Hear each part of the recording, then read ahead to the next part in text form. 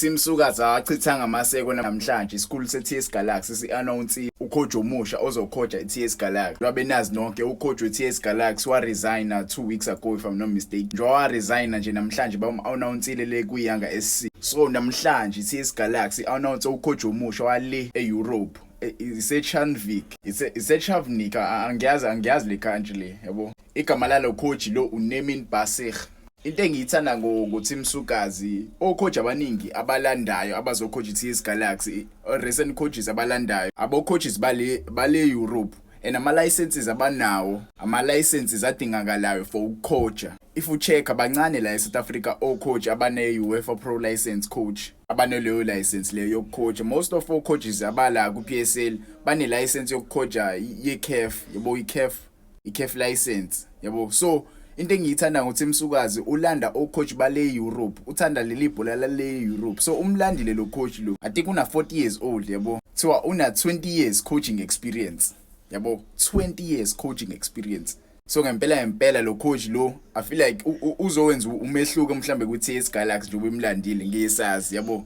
But ngiyathanda ukubona more European coaches, yabo, beza la eSouth Africa bezo instill ibhola lese Europe.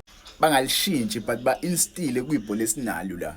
If you can see indlela edlala ngakhona Orlando Pirates, alishintshi ibhola la eSouth Africa. Sisadlala ngebhola la eSouth Africa, but ama-tactics asetshenziswa ucoach wale Spain, yabo. Izinto ezikanjalo ngiyathanda ukuyibona because sasembona noSaid Ramovic, yabo, kwiTS Galaxy indlela edlala ngakhona iTS Galaxy.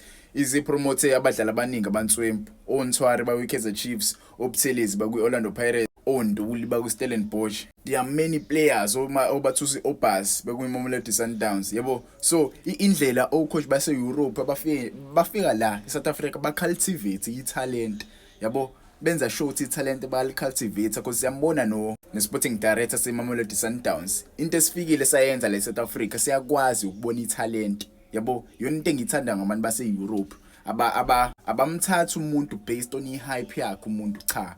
Bathatha umuntu based on i-talent, balibona i-talent, bayibona inidi ukuthatha lo muntu. So I'm happy with this signing of a new head coach. Ufeni assistant coach yakhona futhi yali. So let's hope izinto izohamba kahle, bawine because iTS Galaxy siyazi iziteam ewinayo, yabo.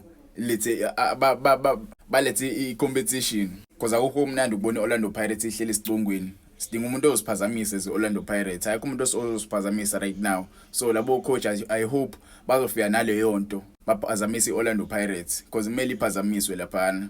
Ngeke ihlale phela esicongweni yodwa, kumele kube khona abantu abazofika bazoyiphazamisa. Okwamanje awekho ama-team aphakamisa isandla afuna ukuyiphazamisa.